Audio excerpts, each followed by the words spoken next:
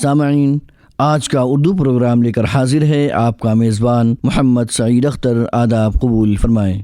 आज हम आपके लिए एक निहायत अहम और ख़ुसूसी प्रोग्राम सेहतनामा लेकर हाजिर हुए हैं, जिसमें हम सेहत से मुताल्लिक़ मुफीद और मालूमाती गुफ्तगू पेश करेंगे।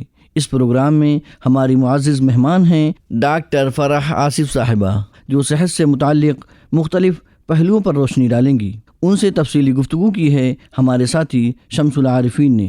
तो आइए सुनते हैं यह दिलचस्प और कारामद गुफ्तगू। सेहतनामा के एक नए एपिसोड के साथ एक बार फिर हाजिर है आपका मेज़बान शम्सुल आरिफीन।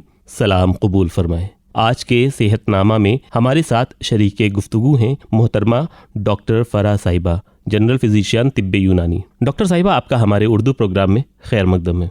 शुक्रिया। डॉक्टर साहिबा, सबसे पहले हम आपसे ये जानना चाहेंगे कि इस मौसम गर्मा में, ऐसे मौसम में हमें किन चीज़ों से बचना चाहिए और क्या क्या स्पेशली ख्याल रखना चाहिए? एक्चुअली इस मौसम में अवॉइड ये करें कि अगर जैसे आपके ज़रूरत पड़े तो आप किसी भी वक्त निकल सकते हैं, बट 11 से 4 कोशिश करें कि थोड़ा अवॉइड करना चाहिए। अच्छा जी। और अगर आप कहीं निकल रहे हैं तो कोशिश करिए कि आप चश्मा लगा कर निकलें और कॉटन के कपड़े पहने और लाइट कलर के कपड़े पहने। अच्छा। जी। इसके अलावा आप कोशिश करें कि डायरेक्ट धूप में जैसे अगर निकल रहे हैं तो आप साथ में पानी जरूर लेकर के चलें, क्योंकि बॉडी को हाइड्रेट रखना है, बॉडी डिहाइड्रेट ना हो पाए। हमको सोडियम पोटेशियम हर चीज बैलेंस करके चलना है। आपने भी इस मौसम के हवाले से बात की। मौसम चूंकि अप्रैल का महीना चल रहा है जी, और लू जबरदस्त है। आपने हाइड्रेट की बात की। अप्रैल, मई, जून ये बड़े ही क्रूशियल होते हैं। जी। और लू से लगने के बाद, यानी लू लगने के बाद हमें सबसे ज्यादा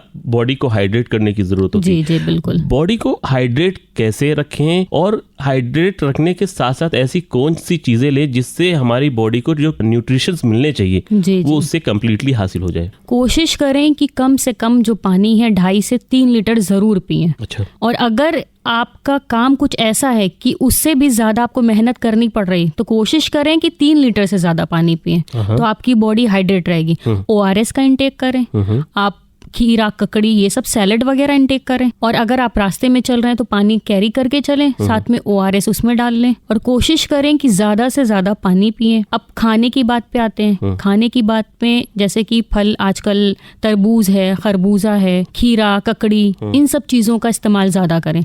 अब जैसे कि खीरा है उसमें 95% पानी होता है और तरबूज है उसमें 90% पानी होता है। इन सब चीजों का सेवन ज्यादा करें। दही है, छाछ है, इन सब चीजों का सेवन करें। और साथ में अभी सत्तू का पानी भी बहुत लोग लेते हैं। जी बहुत इम्पोर्टेंट है, लाजमी है। आप उसको जरूर लें। हमारे सामने बड़े गौर से ये प्रोग्राम सुन रहे हैं। अभी आप खीरे ककड़ी की बात कर रहे हैं। जी। हम चाहते हैं कि कोई ऐसा शरबत बताएं जो हमारे सामईन घर पे आसानी से तैयार भी कर लें, उनका ज्यादा पैसा भी खर्च ना हो, क्योंकि हमारे तमाम सामईन गाँव में रहते हैं, ठीक है, और उनके पास सारी चीजें आसानी से अवेलेबल नहीं होती हैं। कई बार पैसों की किल्लत होती है। तो ऐसा कोई मशरूब बताएं जो आप खुद इस्तेमाल करती हो और हमारे सामईन के लिए भी मुफीद हो, बिलखुसूस इस गर्मी के मौसम में। हम बेल का शरबत बहुत पसंद करते हैं। अरे वाह जी, वो वैसे भी बहुत अच्छा होता है। तो हम गर्मियों में ज्यादातर बेल का शरबत हो गया या तरबूज का। तरबूज के मशरूब देखिए, तरबूज को ना पीसने के बाद इसमें आप जैसे काली मिर्च डाल दें, नमक डाल दें तो उसका टेस्ट थोड़ा बढ़ जाता है, तो इससे इंसान उसका सेवन ज्यादा कर लेता है। तो कोशिश करें कि वो पी लें, क्योंकि हम इस्तेमाल करते हैं तो इसलिए हम वो बता भी सकते हैं। बुनियाद पे इस्तेमाल करते हैं। बिल्कुल। मैं चूंकि आप ही की फील्ड से मैं हूँ। जी। हमारे यहाँ मैंने देखा है अक्सर विटामिन ई, जिसे ब्रांड नाम नहीं ले रहे हैं, ठीक है, 400 mg में आता है। लड़कियों को खाने से ज्यादा उसको फेस पे लगाने में मजा आता है। ऐसा क्यों? मैं तो भाई खाने के लिए देता हूँ, सीधी सी बात है कि अगर कुछ वैसा लग रहा है तो हमने वो तुरंत प्रिस्क्राइब कर दिया। आपने फेस की बात की, स्किन पे, स्काल्प में लड़कियां यूज करती हैं, हील्स में यूज करती हैं इवन। बट आई थिंक आपको मल्टीविटामिन लेना चाहिए, या फिर आप कोशिश करें विटामिन सी लें, इससे ज्यादा ग्लो करेगी स्किन आपकी। और सबसे बेटर यही है कि मेडिसिन पे ना जा करके आप खाने की चीजें वैसे इस्तेमाल करें। आपने विटामिन सी की बात की। एक इम्पोर्टेंट बात यहाँ पर ये आ रही है कि ये ऐसी चीज है जो मुझे लगता है कि हर 24 घंटे के बाद पेशाब के जरिए से निकल जाती है, बॉडी इसको सफिशिएंटली स्टोर नहीं कर पाती। जी जी जी। अब ऐसी सूरत हाल में नींबू पानी या नारियल पानी, दोनों सेहत के एतबार से आप जरूर बताइए। सेहत के एतबार से अगर नींबू पानी और नारियल पानी को देखें तो नारियल पानी जो है ये आपका इलेक्ट्रोलाइट्स मेंटेन करेगा, बिल्कुल, सोडियम पोटेशियम ये सब बैलेंस करेगा जी। और अगर नींबू पानी में जाते हैं तो ये विटामिन सी होता है और ये डाइजेशन में बहुत अच्छा रोल है इसका जी। तो दोनों का अपना अपना अलग अलग यूज है, लेकिन दोनों ही जरूरी है। डॉक्टर साहिबा, पीने की बातें बहुत हो गई हैं जी जी। गर्मी के मौसम में पीने की बातें तो खैर होनी भी चाहिए, लेकिन हम ये चाहते हैं कि हमारे सामीन जो सुन रहे हैं वो खाने पे भी फोकस करें और इस मौसम में बहुत एहतियात बरतें। कौन सी ऐसी लाइट ग़िज़ाएं हैं जो इस गर्मी के मौसम में वो इस्तेमाल करें, जो आसानी से डाइजेस्ट हो सके? कोशिश करें गर्मी में छाछ का इस्तेमाल रोजाना करें। ओके जी। और अगर खाने पे हम आते हैं तो खाना ताज़ा ही इस्तेमाल करें, एकदम गरम गरम खाना ना खाएं और फिर खाना खाने के बाद फौरन बाहर ना जाएं, इंडाइजेशन होने के बहुत चांसेस होते हैं। और हल्का खाना जैसे दाल चावल हो गया। अब अगर आप ये सोचे कि नॉनवेज पे जाना है तो कोशिश करें कि बॉइल्ड चिकन खाएं, ताकि प्रोटीन का इंटेक तो होना चाहिए। एग अगर जी हैवी मसाले बिल्कुल नहीं, भुना वगैरह नहीं, तभी तो हमने बोला ना बॉइल्ड लेना चाहिए जी। कोशिश करें कि सादा ही खाना खाएं। डॉक्टर साहिबा, आपके नज़दीक गर्मी के मौसम में सुबह का नाश्ता कैसे और क्या होना चाहिए? देखिए, नाश्ता तो कोशिश करें कि सुबह का ज़्यादा लें, क्योंकि हम लोग आजकल उल्टा करते हैं, डिनर सबसे ज़्यादा हैवी होगा और नाश्ता उतना ही लाइट होता है। बिल्कुल जी। अब कोई भी ग्रीन वेजिटेबल्स जरूर आप लें जी। मॉर्निंग में नाश्ता तो हैवी हो और हैवी के साथ में जैसे रोटी हो गई, सब्जी हो गई, तो कोशिश करें कि हरी सब्जियां ज्यादा खाएं। और कुछ लोग ना बॉइल्ड एग वगैरह ले लेते हैं, तो आई थिंक कि गर्मियों में थोड़ा अवॉइड करें, क्योंकि गर्म होती है। वैसे प्रोटीन तो बहुत मिलती है, मैं उसी बिरादरी से हूँ, मुझे सुबह के नाश्ते में अंडे जरूर चाहिए। जी जी, बहुत लोग ये करते हैं। बट देखिए, कुछ लोगों का ये होता है ना कि डाइजेशन इतना अच्छा नहीं होता है, तो ये एक्ने, पिंपल्स, ये सब चीजें ज्यादा होने के चांसेस होते हैं गर्मियों में, तो मुहासे जिसको बोलते हैं जी। कोशिश करें कि ठंडी ग़िज़ाएं लें। जी, गर्मी में हम यही सुबह के नाश्ते में रोटी सब्जी। जी जी, बहुत लाइट। एक कॉमन परसेप्शन है, बल्कि परसेप्शन नहीं, ये रियलिटी है जी जी। सुबह के नाश्ते में सबसे कॉमन, अमीर हो गरीब हो शहर हो गांव हो, चाय मी टू, हम भी लेते हैं। वो चाय के साथ साथ अपने देश में, अपने मुल्क में एक सोंधी सी एक आदत बनी हुई है। जी जी जी। कहीं पे चाय बिस्किट लिए जाते हैं, तो कहीं पर चाय रोटी भी लोग इस्तेमाल करते हैं। हाँ, बहुत लोग इस्तेमाल करते हैं जी। आप इसको किस नजरिए से देखती हैं? इस नजरिए से देखते हैं क्योंकि कभी कभी हम भी ले लेते हैं।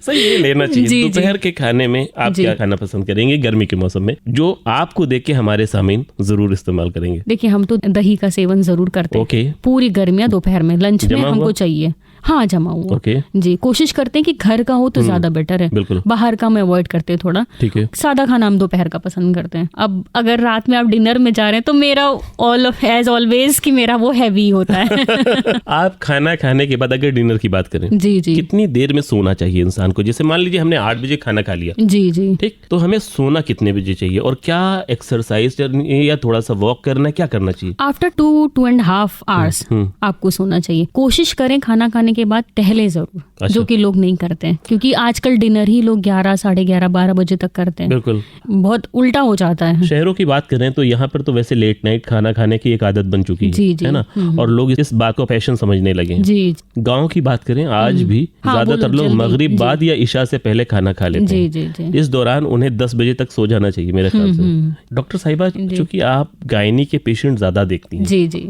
मेरा अगला सवाल भी इसी पे है कि हामिला औरतों को इस मौसम में क्या ख्याल रखना चाहिए, कैसी डाइट होनी चाहिए और किस तरह के टेस्ट कराने चाहिए? आप इस पे रोशनी डालें। हामिला औरतों को कोशिश ये करें कि अगर जैसे वो ज्यादा काम कर रही हैं, कम काम करें, और अगर वो काम कर रही हैं साथ में उनके चक्कर आ रहा है तो उनको आराम करनी चाहिए।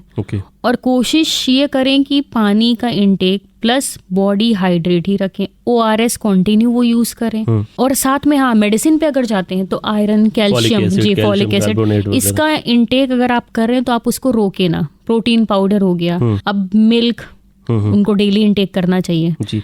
कि अंदर बच्चे को कोई इफेक्ट ना हो, ताकि वो उसका ग्रोथ प्रॉपर हो, अच्छे से हो। क्योंकि अगर माँ खाएगी तो ऑब्वियस सी बात है कि बच्चे पे इनका बहुत असर पड़ता है। जी। और टेस्ट पे अगर आते हैं तो डेली रूटीन चेकअप में अगर जाते हैं तो मेरा ये है कि एक बार आप बीपी जरूर मेजर करा लें। और शुगर हो गया तो शुगर टेस्ट भी आप कराते रहें, आफ्टर 15 डेज ही करा लें सेल्फ सेटिस्फैक्शन के लिए। ANC प्रोफाइल स्टार्टिंग में ही करा लें। ANC क्या होता है? Antenatal care. जी, एंटीनेटल केयर में जो तो ANC प्रोफाइल में पूरा ब्लड सैंपल वगैरह सब हो जाता है। इससे ये पता चल जाएगा हीमोग्लोबिन क्या है। एट द एंड ऐसा ना हो कि आपका हीमोग्लोबिन एकदम डाउन हो जाए, फिर ब्लड की जरूरत पड़े। ये रूटीन चेकअप कराते रहें। अब आए हम उस पे फल वगैरह पे, तो आप सेब का सेवन करें, चुकंदर हो गया, अनार हो गया, जैसे हीमोग्लोबिन बढ़ता है तो ये हाँ खजूर, ऑब्वियसली खजूर, दूध हो गया, गुड़ हो गया। जी, गुड़ हो गया, इन सब चीजों का, गुड़, चना। जी, बहुत अच्छा है। एक सवाल यहाँ पर ये आ रहा है कि आप first month of the pregnancy और डिलीवरी तक जी आप स्टेप बाय स्टेप, मान लीजिए कोई 5 महीने की हामिला है, कोई 7 महीने की, लेकिन किसी ने अभी रिसेंटली कंसीव किया हुआ है। जी। जिसने रिसेंटली कंसीव किया है, पहले महीने से उसे क्या डाइट लेनी चाहिए? जैसे अक्सर अभी आपने वोमिटिंग की बात की थी, शायद डॉक्सिलामाइन डॉक्टर यूज करते हैं ना। हाँ। तो उसके अलावा उनकी डाइट में नींबू या किस तरह से आप एक मंथ के बाद बताएं कि ऐसे स्टेप पे ये होना चाहिए। 4 महीने के बाद जान अगर आ जाती, उस पर थोड़ा रोशनी डालें। मैं ये चाहता हूँ कि आप आसान लफ्जों का इस्तेमाल करें। हमारे सामईन पढ़े लिखे भी हैं और कुछ कम पढ़े लिखे भी हैं, जो आसानी से समझ सके। जी, जैसे कोई हामला औरत आ रही है तो सबसे पहले अगर पता चला जैसे कि उसने कंसीव किया है, तो किसी के एक तो वर्बल पे नहीं जाना चाहिए, क्योंकि जरूरी नहीं है कि वो सही बता रही हो। तो मेरा जो नजरिया रहता है कि हम कोशिश ये करते हैं, या तो आप उसकी किट मंगवा करके आप अपनी नजरों से देख लें। अगर पॉजिटिव है तो वेल एंड गुड। अगर आपको डाउट हो रहा है तो ब्लड टेस्ट करा लें। जब कंफर्मेशन हो उसके बाद ही आप ये माने कि ये हमला, क्योंकि आजकल कोई क्लियर नहीं बता पाता। एक बार ऐसा हुआ था मेरे साथ। मेरे पास एक पेशेंट आई थी ऐसे, तो उसके बाद उनका USG पढ़ने के बाद, मतलब अनएक्सपेक्टेड वाली बात थी, तो वहाँ USG कह रही है कि प्रेगनेंसी 3 महीने की है। जी। और इनको कुछ पता ही नहीं था। मैंने किट से टेस्ट किया तो वो नेगेटिव। फिर मैंने दूसरी किट का इस्तेमाल किया, वो भी नेगेटिव। मैं तो कंफ्यूज हो गया। फिर मैंने बीटा HCG का वो किया, उसमें क्लियर आया। तो ऐसे सूरत हाल में मतलब हम ये चाहते हैं कि जो हमारे सामने सुन रहे हैं वो अपने डॉक्टर से जरूर कांटेक्ट में रहें। अपनी तरफ से कोई ऐसी चीजें ना करें जिससे आपकी सेहत को नुकसान। अब जैसे कोई पेशेंट आ रहा है तो सबसे पहले अगर कंफर्म हो गया कि शी इज प्रेग्नेंट, उसके बाद फिर उसकी हम हिस्ट्री जानते हैं। भाई पहले LSES हुआ है, नॉर्मल हुआ है, कितने टाइम पहले हुआ है, क्यों ये सब चीजें देखनी पड़ती हैं। या फिर कहीं ऐसा तो नहीं है उसके मिसकैरेज पे मिसकैरेज हुए जा रहे हैं, फिर उसी हिसाब से हार्मोनल थेरेपी भी देनी रहती है। हार्मोनल पे भी ले जाते हैं उसको। अब हम आते हैं कि अगर हर चीज पॉजिटिव है उसकी, अब आगे अगर बढ़ते हैं तो फॉलिक एसिड से स्टार्ट करते हैं। ओके जी, ANC प्रोफाइल भी करा लेते हैं, लेकिन हाँ आफ्टर 15 डेज या फिर 1 मंथ करा लेते हैं। अब उसमें अगर जैसे हम देख रहे हैं हीमोग्लोबिन अगर लग रहा है कि ज्यादा कम है तो उसी हिसाब से फिर मेडिकेशन भी देते हैं। अगर लग रहा है कि कम नहीं है, मतलब ठीक है, तो हम ज्यादा कोशिश यही करते हैं कि मेडिसिन पे पेशेंट ना जाए और ये फ्रूट्स वगैरह का इंटेक करें। देखिए अगर हीमोग्लोबिन कम होता है, हम सबसे ज्यादा जो सजेस्ट करते हैं लोगों को वो चना गुड़, बहुत अच्छा, उसका रिस्पॉन्स बहुत अच्छा है। जी, हीमोग्लोबिन बहुत तेजी से बढ़ता है। हाँ, जी बिल्कुल। अभी आपने फॉलिक एसिड की बात की, मैं ये जानना चाहता हूँ कि फॉलिक एसिड और विटामिन D जी और कैल्शियम ये कितने दिन तक लेना चाहिए? क्या डिलीवरी तक लेनी चाहिए? कैसे? हाँ, ऑब्वियसली आप डिलीवरी तक ही उसका सेवन करवाएं, क्योंकि देखिए लेडी में कितनी भी कोशिश करती हैं, अब बहुत सारे घर के भी काम होते हैं, हर चीज प्रेशराइज होता है ना, चाह करके भी अब सबको तो देखना होता है ना, तो एक लेडी पे बहुत ज्यादा काम हो जाता है, जोर पड़ता है। अब कोई ये चाहे कि प्रॉपर वो डाइट से ले ले, तो हमको लग रहा है अब वो दिन आ गए ना कि वो नहीं कर पाती है उतना चीजें। तो जरूरी लाजमी यही है कि आप मेडिसिन साथ में दें तो वो ज्यादा बेहतर है। अच्छा, ठीक है जी। प्रेगनेंसी के दौरान कितनी बार अल्ट्रासाउंड कराना चाहिए? देखिए आजकल NT-NB भी बहुत जरूरी है, आप वो भी करा लें, क्योंकि भाई आजकल आपने देखा होगा रेशियो ऐसे बच्चों की कम हो रही है कि किसी बच्चे की आंख नहीं सही है या फिर थोड़ा दिमाग नहीं सही है। हाँ जी, तो ये सब चीजें जानने के लिए टीफा लेवल 1 हो गया, टीफा लेवल 2 हो गया, सब लाजमी है, आप जरूर करा लें। टीफा तो मेरे ख्याल से 4 महीने के बाद ही वो तो हाँ, जी 21 वीक्स। जी।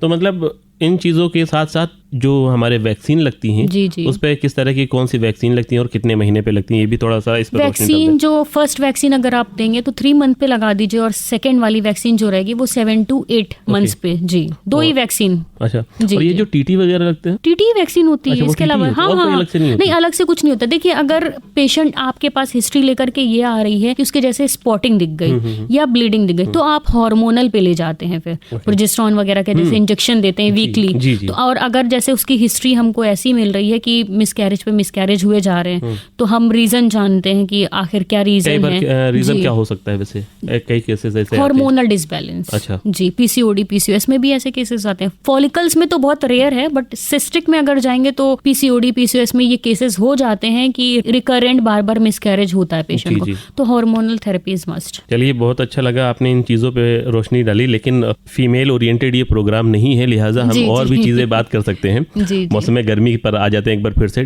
डायरिया के बारे में आपको क्या लगता है कि सबसे बड़ी वजह क्या है डायरिया का, और इसका ट्रीटमेंट आसान लफ्जों में और कम लफ्जों में आप हमें जल्दी से बता दें। कॉन्टैमिनेटेड वाटर एंड फूड, अच्छा, मेन चीज। गंदा जैसे- पानी हाँ, और खाना। जी जी। अब क्या होता है कि लोग घर से निकले, अब रोड पे खड़े हो गए, धूप भी चिलचिला रही है, अब समोसा भी खा रहे हैं, अब नाले के किनारे आपने नहीं देखा ना कि उसने कैसे बनाया, बिल्कुल गंदे पानी से। अच्छा, चलते चलते लास्ट के 2 क्वेश्चन और हैं। हाँ हाँ टाइफाइड, जी डेंगू, जी, malaria, okay. Reason and treatment. Typhoid, ये पॉजिटिव ऑर्गेनिज्म जो होता है, साल्मोनेला टाइफाई, सेम वही कॉन्टेमिनेटेड वाटर फूड, ठीक, ज्यादातर ये चांसेस होते हैं। अब अगर हम इसके साइन सिम्टम्स में आते हैं, तो फीवर है ना। देखिए, कुछ लोग क्या करते हैं, बहुत लापरवाही करते हैं कि फीवर आ रहा है तो उस पे जोर नहीं देते हैं जी। इसको हड्डी तोड़ बुखार भी कहते हैं। अगर लंबे टर्म तक आपने उसका इलाज ट्रीटमेंट नहीं नहीं किया, किया, जी, जी। तो फिर काफी सेवियर भी हो जाता है। जी, तो कोशिश यही करें कि अगर आपके फीवर आ रहा है, ब्लड सैंपल दे करके टेस्ट आप करा लें। बिल्कुल। जी, ये भी है कि आपको 14 डेज मेडिसिन लेनी है तो लेनी है, इससे पहले आप ना छोड़ें, जी। क्योंकि वो भी डॉक्टर दोबारा की राय से, जी जी, अपनी तरफ से कोई भी नहीं, मेडिकल स्टोर से जाके बिल्कुल भी ना ले, क्योंकि दोबारा रियकर होने के बहुत चांसेस होते हैं इसमें। अब इसी के दौरान हम मलेरिया पे और डेंगू पे बात कर लेते हैं। जी, वायरल डिजीज है ये। अब अगर जैसे मलेरिया, तो फीमेल एनोफ्लीज, जी, मॉस्किटो बाइट से ही मलेरिया होता है। जी। इसमें क्या होता है, जब फीवर आता है, चिल्स विद राइगर, जी, फीवर आता है, और पेशेंट के बहुत ज्यादा उलझन होती है, एब्डोमिनल पेन भी होता है, फीवर भी होता है। और अगर आप जैसे गैस करना चाह रहे हैं, बेटर यही है कि आप ब्लड सैंपल दे करके टेस्ट करा लें।